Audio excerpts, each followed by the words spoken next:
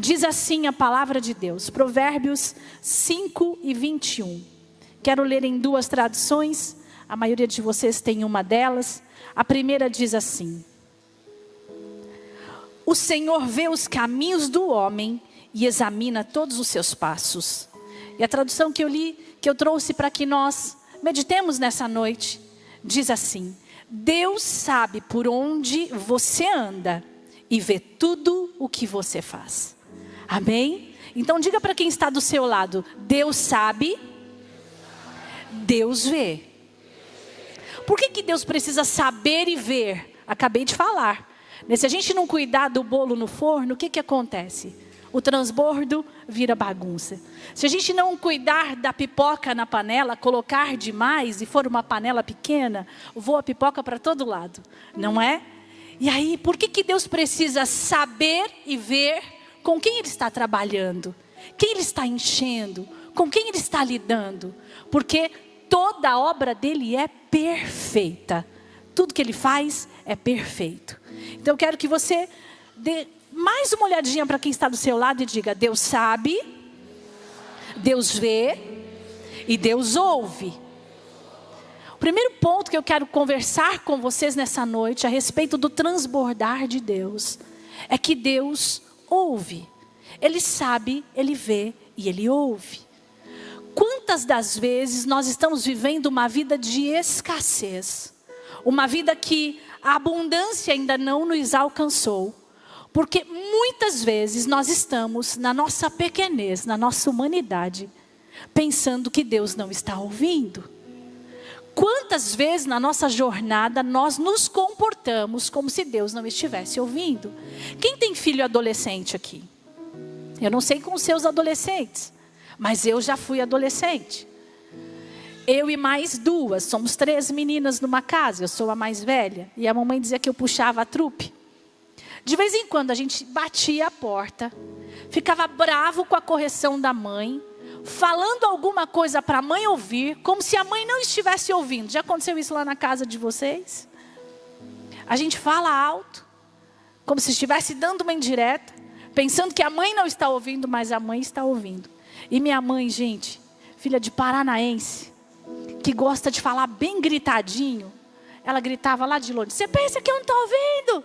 Mas eu estou ouvindo. Com Deus é a mesma coisa.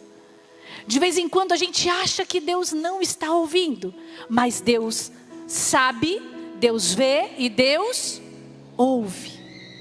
Na palavra de Deus a gente encontra uma história muito interessante. Em Gênesis capítulo 16, a Bíblia conta a história de Agar. Nós conhecemos a história de Abraão, de Sara. E um dia Sara, cansada de esperar por um filho, diz: Abraão, aqui está sua serva Agar, você precisa de filhos, de posteridade, então deite-se com ela, tenha filhos, já sou velha, não vai ter jeito. E Abraão obedece. E quando ele então deita-se com Agar, Agar engravida. E porque agora ela está grávida, ela começa a tripudiar sobre sua senhora. E Sara diz: isso eu não vou suportar. E manda Agar embora. E Agar está no meio do deserto. E a Bíblia diz que quando ela está no meio do deserto, errante, grávida, foi embora, brigou com sua senhora. Aí Yahvé que lhe falou, porque o Senhor fala com ela: volta e seja submissa à sua senhora. Você está grávida e no seu ventre tem um menino que será forte. Volta, seja submissa à sua senhora. E então Agar chama esse Deus que falou com ela. Ela dá a ele o nome de Tu és El Roi. O que significa isso? Tu és o Deus que me vê. Pois Deus havia falado com ela e ela questionara a si mesma: teria eu visto aquele que me vê? Como assim? Eu ainda não conheço aquele que me vê. Eu não conheço aquele que fala comigo. E passado um tempo, depois que já havia nascido Ismael, e agora Ismael é grande, tem quase 13 anos, Sara já havia recebido a sua promessa, Isaque. Um dia, numa festa de celebração pela vida de Isaque, Ismael começa a rir de Isaque. Ismael começa a abusar Isaque. E de novo Sara fica com raiva. E de novo Sara diz: Abraão, não dá não. A gente tentou, ela voltou, os filhos estão crescendo e agora o problema é maior. Porque agora ele está mexendo com o meu menino. Manda essa mulher embora. E Abraão fica consternado. Ismael é seu filho. Mas ele pega um cesto de pães, pega um odre de água, entrega para Agar e ela vai de novo embora pelo deserto. E olha que interessante, porque ela encontra água para dar ao seu filho. E num determinado momento do caminho, ela coloca o filho debaixo de uma árvore e se afasta cerca de 100 metros para não ver o filho morrer. E aí o anjo do Senhor aparece para Agar, aquele mesmo Deus que esteve com ela quando ela estava grávida, andando errante. Ele aparece e diz para ela, Agar, em Gênesis 21, no versículo 17 ao 19, ele diz: Agar, não tenha medo, Deus ouviu o menino chorar. Dali onde ele está, levante-o e anime-o, pois farei dos descendentes dele uma grande nação. Então Deus abriu os olhos de Agar e ela viu um poço cheio de água. Sem demora encheu a vasilha de água e a deu ao menino. E ele bebeu e eles seguiram o caminho. Sabe por que Deus ouve? Ele ouve para que você não desista. Sabe por que Ele ouve? Ele ouve para que você não fique confundido. Sabe por que Deus ouve? Ele ouve para quem está vendo o seu lamento e o seu clamor também não fique confundido. Vocês se lembram de Ana? Ela está diante do santuário, ajoelhada diante do sacerdote Eli, e Eli pensa que ela está bêbada. Ela está chorando tanto, que ele diz: mulher, não pode vir bêbada no templo? E ela diz: não, meu Senhor, eu não estou bêbada. Eu estou clamando ao Senhor para que Ele me ouça, porque a Ele eu tenho pedido um filho. E o sacerdote então libera uma palavra e diz: então vá em paz, porque no tempo certo você voltará aqui com um bebê. Você voltará aqui com um filho. Quantos de vocês têm experiências de Deus ter ouvido a sua oração? Quantas vezes o tempo passou, parecia que não ia chegar, mas a resposta veio em tempo apropriado, em tempo oportuno. Mesmo quando os homens diziam: não tem jeito. Sara, aos 90 anos, o Senhor vem, ouve, responde e faz. Então, Deus sabe, Deus vê e Deus ouve. Tem uma outra coisa que Deus faz, além de saber, ver e ouvir. Deus sabe, Deus ouve, Deus sabe, Deus vê, Deus ouve, Deus corrige. Agora dá uma cutucadinha assim, quem está do seu lado, e diga: Deus também corrige. Porque quem ouve pode corrigir. Já ouve uma criança pequena na sua casa aprendendo a falar? Lembra dos seus pequenininhos aprendendo a falar? E quando a palavra saía muito errada, o que você, como pai, como mãe, dizia aos seus filhos? Você corrigia. Você ia corrigindo o que estava sendo dito para que a língua portuguesa fosse se estabelecendo. Eu me lembro da nossa sobrinha pequenininha, a Catarina, e ela não falava o T, não falava o R. E durante muito tempo ela não conseguia falar o J. Então já com mais de 3 aninhos ela dizia tia U, porque não saiu o J. E quando ela aprendeu a falar o J, queria tanto que ela continuasse chamando tia U, mas a mãe disse: não, agora ela sabe falar. Deus ouve, Deus sabe, Deus vê e Deus corrige. Porque a palavra diz que Ele corrige a quem Ele ama. Provérbios 3:12. Porquanto o Senhor corrige a quem ama, da mesma forma que o pai repreende ao filho que ama. Quando nós pensamos em abundância, não dá para Deus superabundar num lugar bagunçado. Não dá para Deus colocar abundância num lugar que não está preparado para receber essa abundância. Eu amo a história de Paulo. Eu amo a história do apóstolo Paulo. Acredito que todos os cristãos amam as cartas de Paulo, o maior escritor do Novo Testamento. E eu amo quando Jesus encontra Paulo. A Bíblia diz no capítulo 9 que ele ainda está respirando ameaças. Ele está vindo como um soldado romano cuja incumbência era perseguir e matar cristãos. Ele está vindo, por exemplo, da morte de Estevão.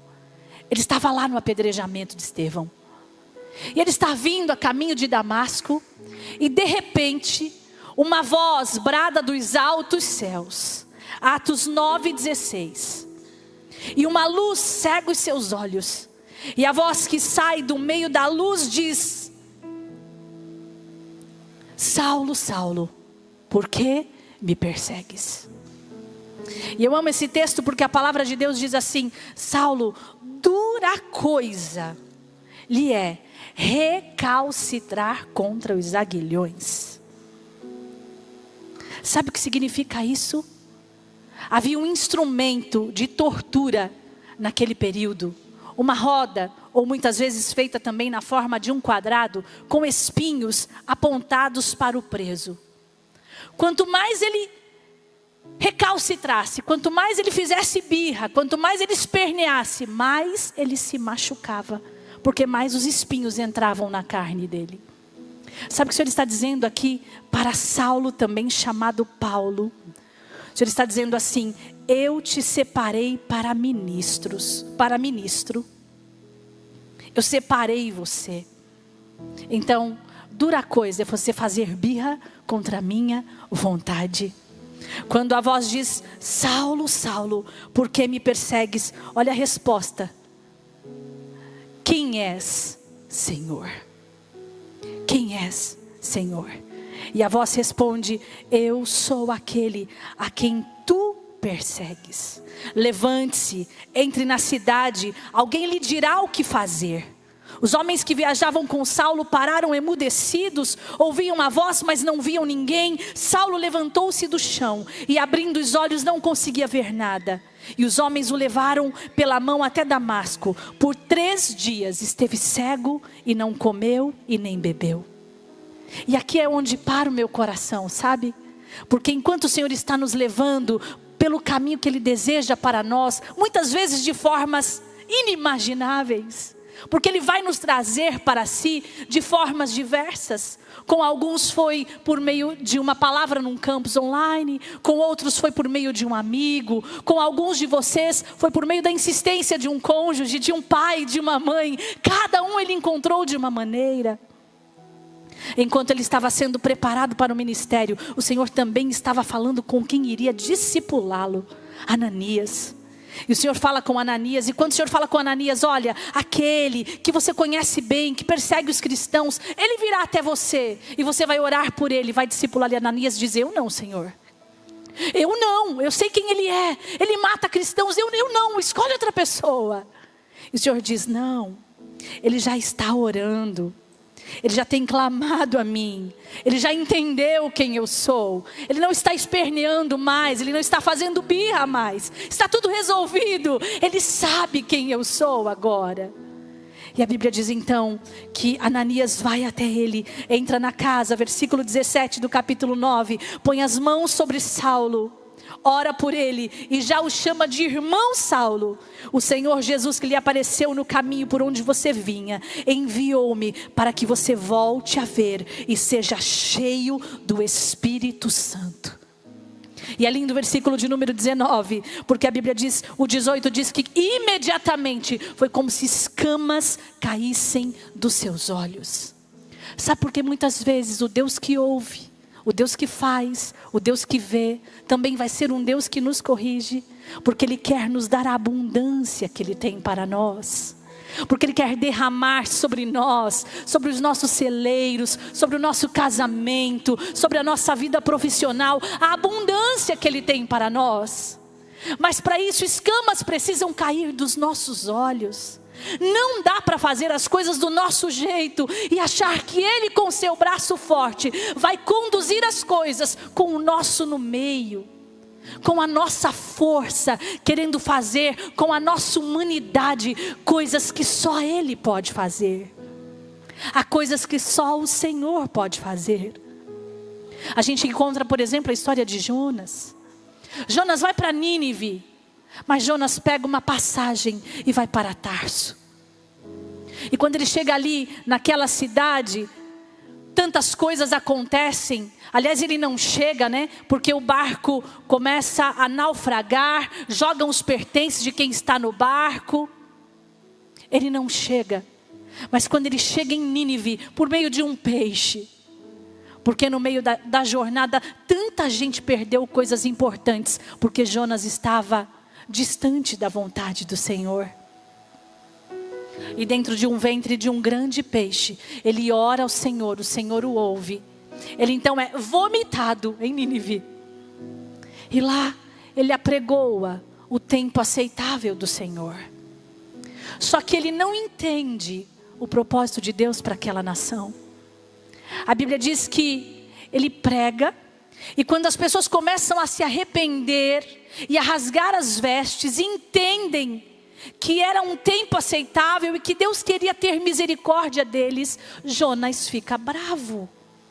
Ele diz: eu sabia, o Senhor é mesmo bonzinho, eu sabia que ia dar nisso, sabia que ia ser desse jeito.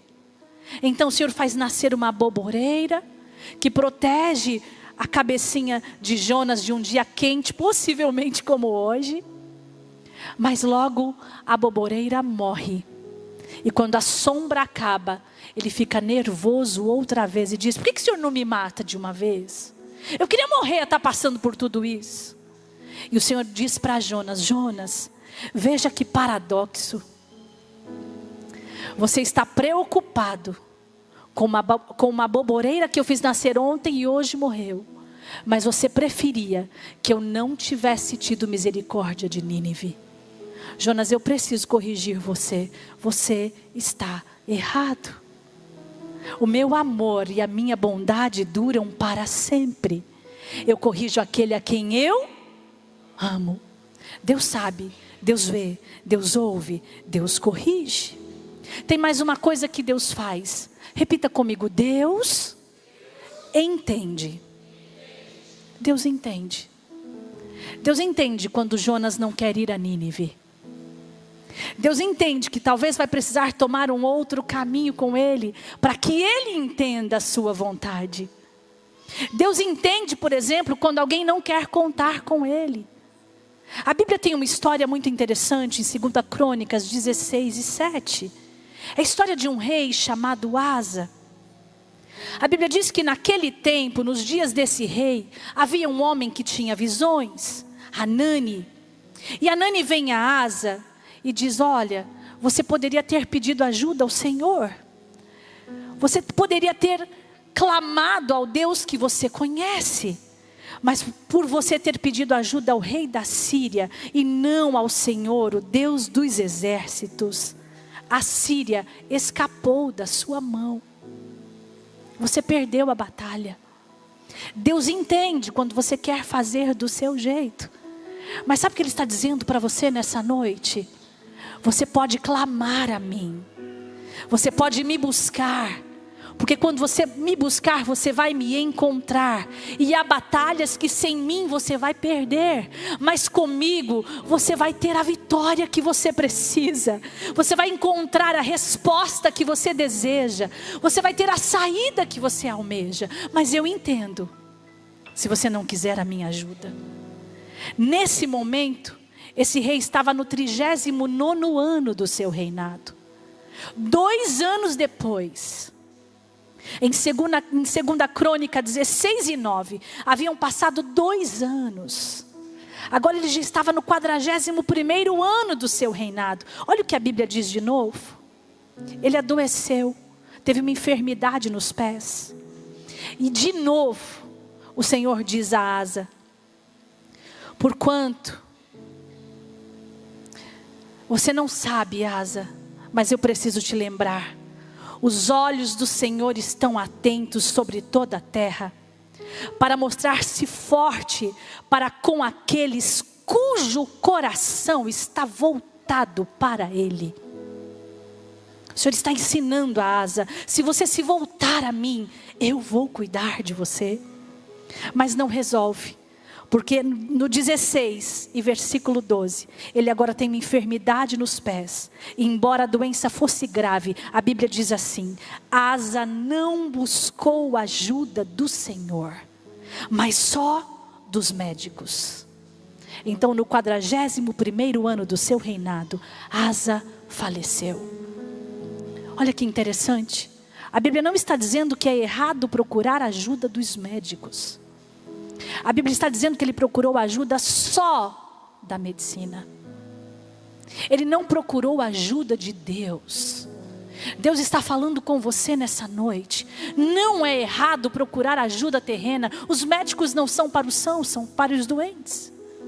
Errado é não buscar a ajuda de Deus e contar só com a ajuda terrena. Quantos nessa noite estão entendendo essa palavra? Diga para quem está do seu lado: Deus entende se você não quiser a ajuda dele. Mas se você aceitasse, se você entendesse, se você quisesse.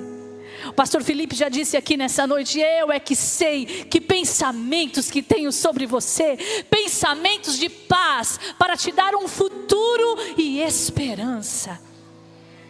Se você soubesse. E eu quero encerrar com vocês, dizendo que Deus sabe, Deus vê, Deus entende, Deus ouve, Deus corrige, mas Deus também responde. Fale com quem está do seu lado: Deus responde. Quantos estão entendendo essa palavra? São os movimentos de Deus na direção de nos dar uma vida abundante. Ele primeiro olha,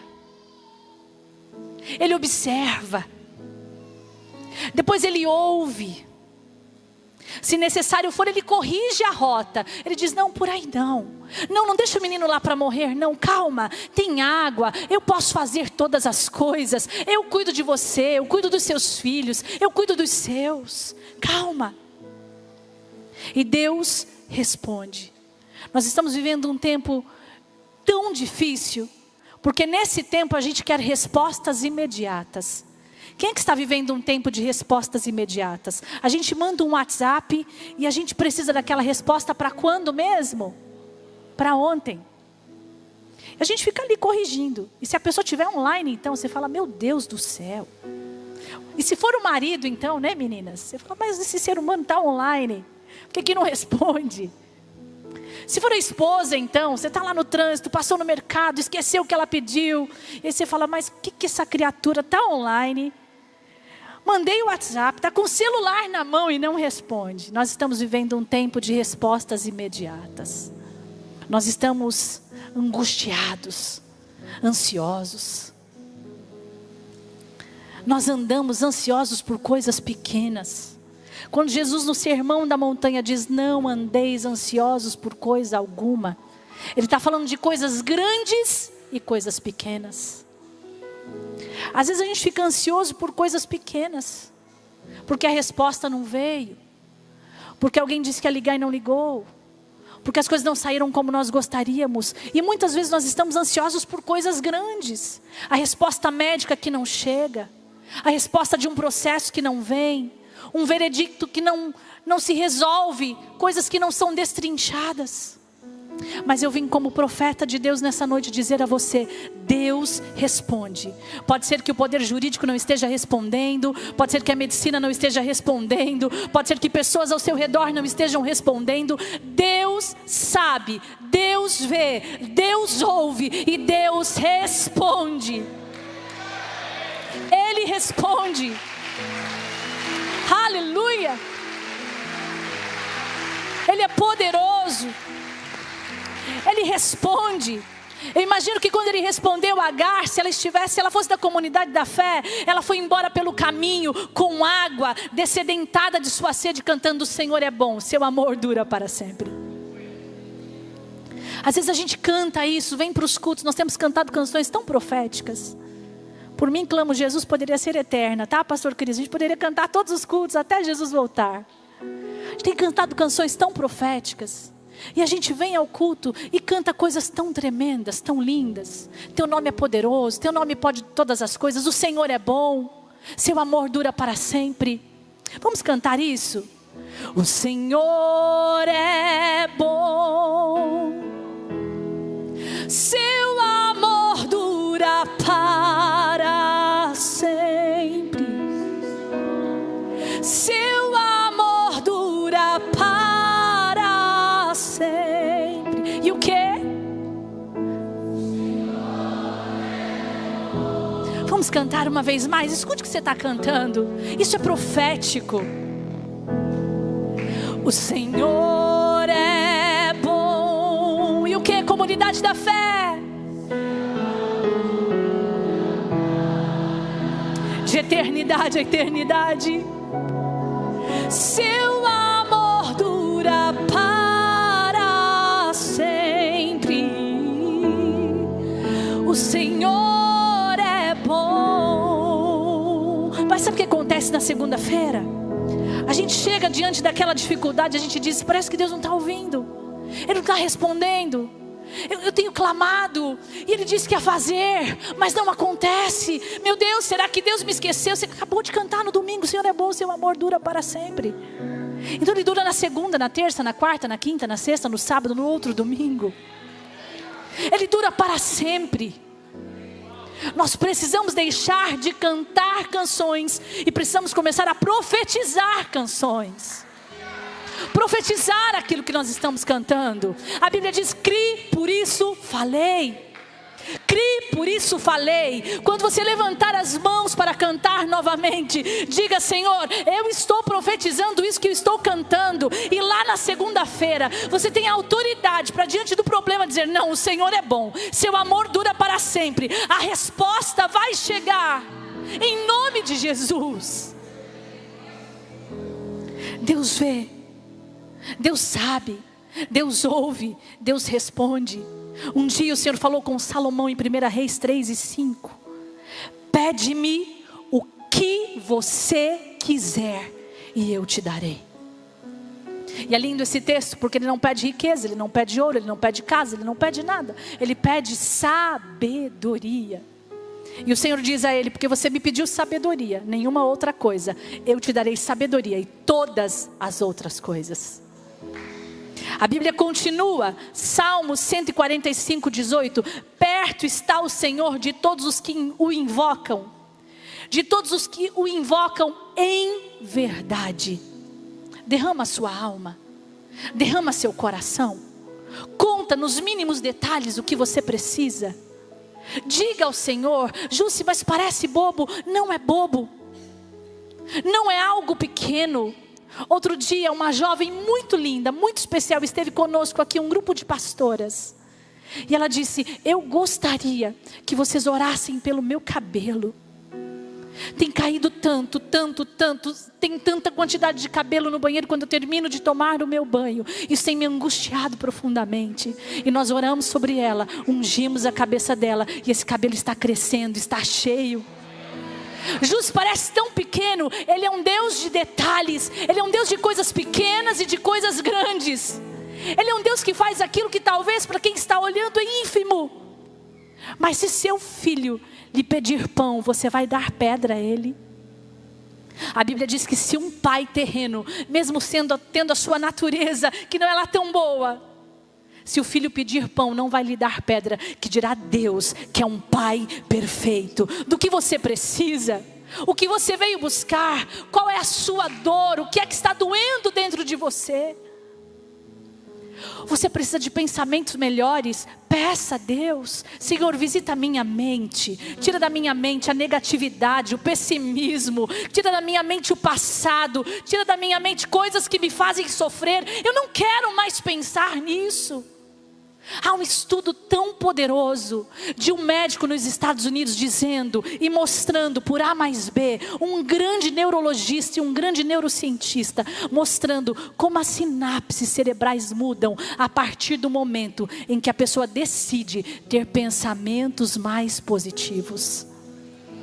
A gente não está falando de positividade tóxica aqui não. Nós estamos falando daquilo que ele acha que descobriu, mas a palavra já havia dito. O escritor aos Provérbios diz: cuide dos seus pensamentos, porque eles dirigirão a sua vida. O escritor aos Provérbios também diz: olha, Cuide dos seus pensamentos, porque tal qual você se imaginar na sua alma, assim você será.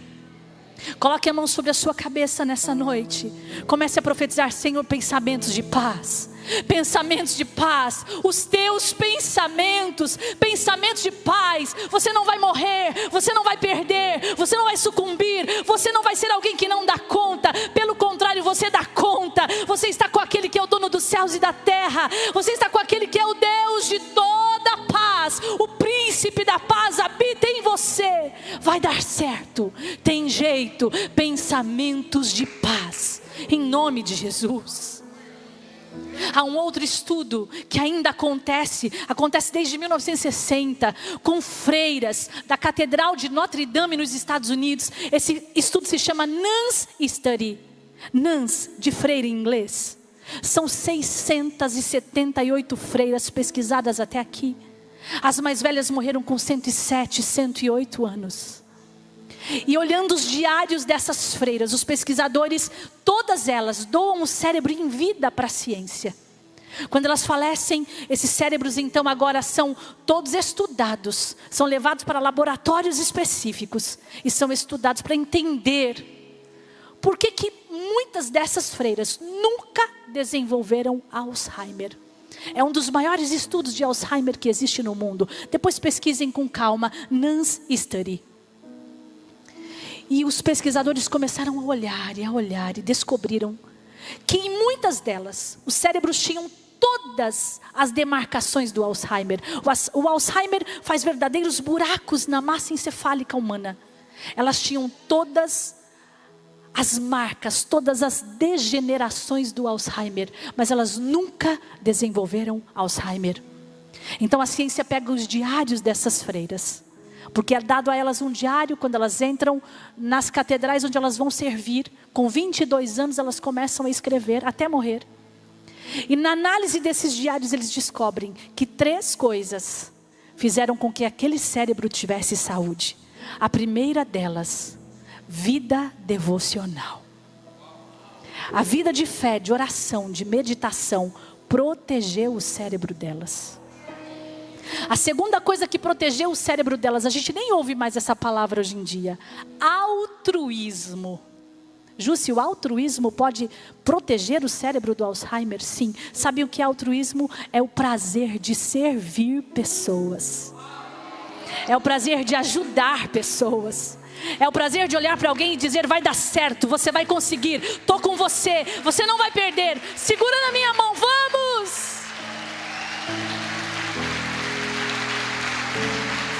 Aleluia. Aquele que fez o nosso cérebro fez com um propósito: servi-lo, servir pessoas.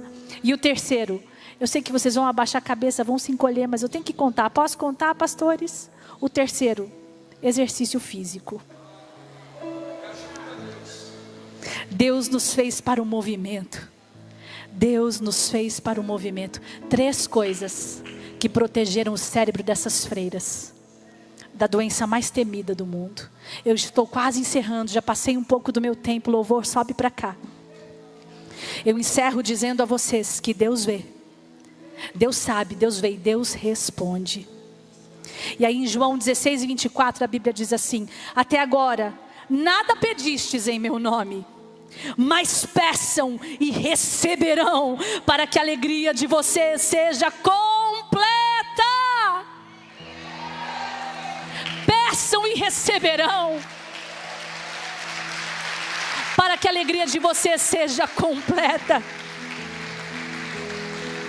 Sabe, querido, se coloque de pé. Nós estamos aí com a lei a respeito do aborto em andamento no Brasil. Uma dor para nós. E muitas vezes Deus tem te respondido para que você seja a resposta. Deus está te respondendo para que você seja a resposta. Deus está te ouvindo para que você seja a resposta.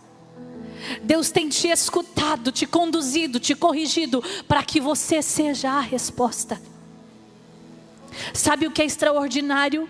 O Deus Trino, formou você no ventre da sua mãe, e tudo começa a partir de 3 folhetinhos germinativos. Na 3ª semana de gestação, se alguém tem dúvidas do porquê a igreja é contra o aborto, na 3ª semana de gestação, 21 dias, 3 folhetinhos germinativos, ectoderma, mesoderma, endoderma, darão origem a todos os órgãos, a tudo que um ser humano precisa para existir. Nós somos a resposta que esse mundo precisa. O Deus Trino também te forma a partir de 3 folhetos germinativos. E sabem o que mais?